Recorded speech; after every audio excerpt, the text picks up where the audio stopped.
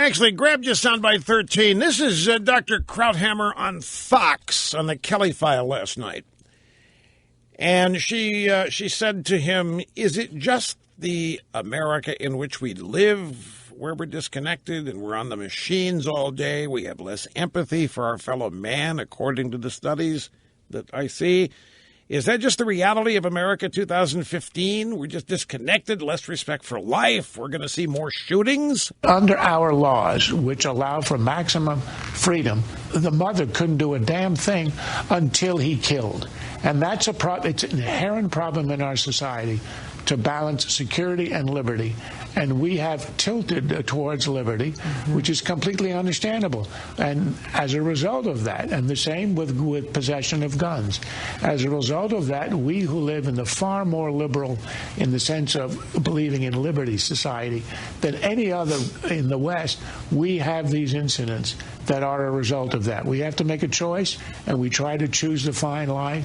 It's extremely hard to do, and however we choose, we are going to lose something. Now, this is the question related to specific Sandy Hook and the cops. We can't do anything to a shooter until they've taken action. And she wanted to know, is all the disconnect in this country, so many people on iPhones and iPads, the smartphones, and connecting via text rather than actual in person, is it leading to a desensitization among people and the resulting loss of respect for the sanctity of life? Is that a factor? She was asking him, and as such, are these shootings just going to continue? Because his answer basically said, look, we have a problem in our society. We tilt toward liberty. We tilt toward freedom.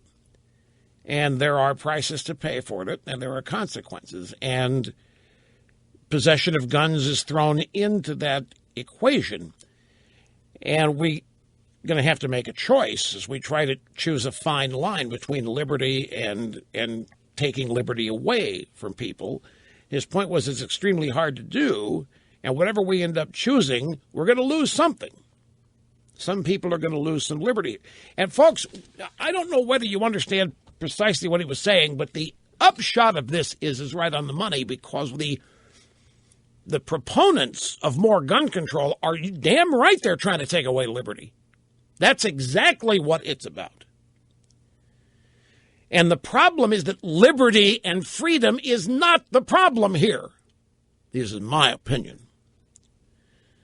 And you've got to be very, very careful that you don't agree with the premise that there's too much freedom and too much liberty. That's what the sports writer Albert Breer's point is when he says that these shootings are evidence.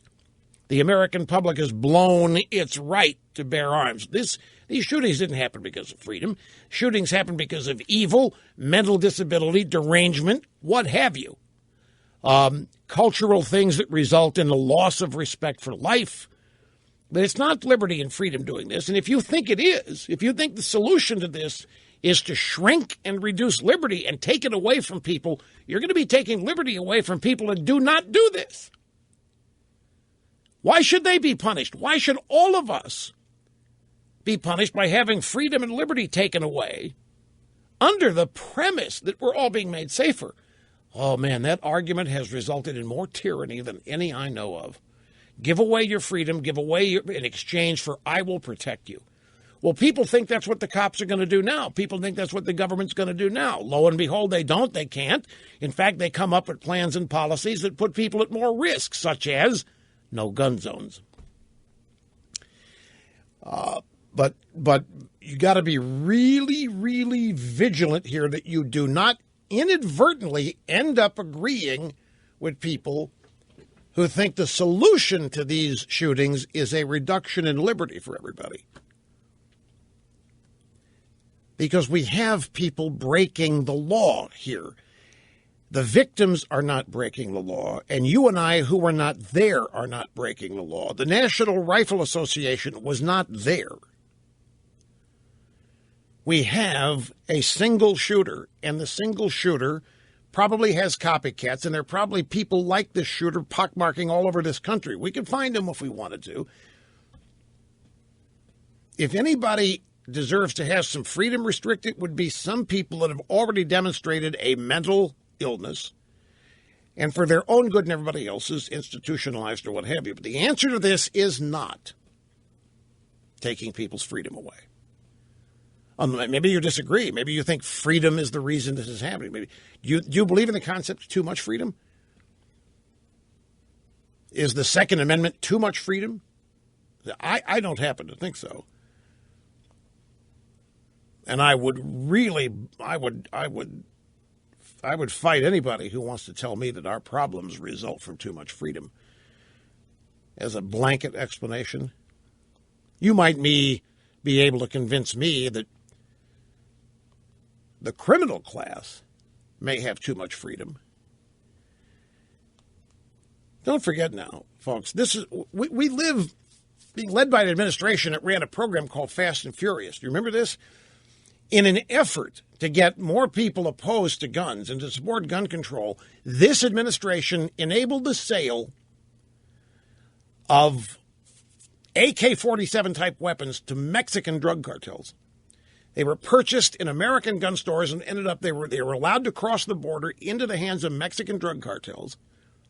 And then they were to be used by these cartels in the commission of their crimes.